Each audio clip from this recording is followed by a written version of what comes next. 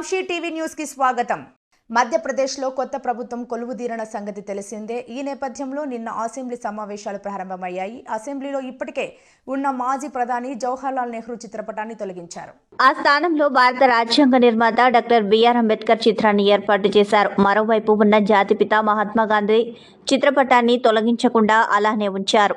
ఇప్పుడు స్పీకర్ చైర్కు కుడివైపున గాంధీ, ఎడమవైపున అంబేద్కర్ చిత్రపటాలు దర్శనమిస్తున్నాయి. ఇక నెహ్రూ చిత్రం తొలగింపుపై కాంగ్రెస్ పార్టీ స్పందించింది. బీజేపీ పార్టీ చరిత్రను కనుమరుగు చేసే ప్రయత్నం చేస్తోందని కాంగ్రెస్ నాయకులు పేర్కొన్నారు. మధ్యప్రదేశ్ అసెంబ్లీలో నెహ్రూ ఫోటోను తొలగించడాన్ని తీవ్రంగా ఖండిస్తున్నామని కాంగ్రెస్ పార్టీ అధికార ప్రతినిధి అబ్బాస్ హఫీజ్ ట్వీట్ చేశారు.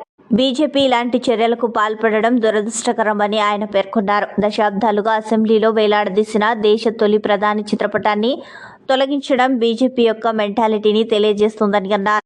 వీలైనంత త్వరగా మాజీ ప్రధాని ఫోటోను అసెంబ్లీలో పెట్టాలని డిమాండ్ చేశారు. లేదంటే తామే ఆ పని చేస్తామని అబ్బాస్ తెలిపారు. వంశీ టీవీ అందిస్తున్న గొప్ప బంపర్ ఆఫర్. దీపావళి, క్రిస్మస్ మరియు నూతన సంవత్సర ప్రకటనలు ఉచితంగా వేయబడును. ఈ అవకాశం కేవలం కొద్ది రోజులు మాత్రమే.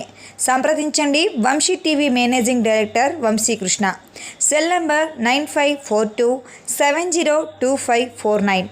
గమనిక: ఈ యొక్క అవకాశం కేవలం సినిమా వ్యాపారస్తులకు మాత్రమే మరియు ఈ యొక్క అవకాశం కొంతమందికి కొద్ది రోజులు మాత్రమే.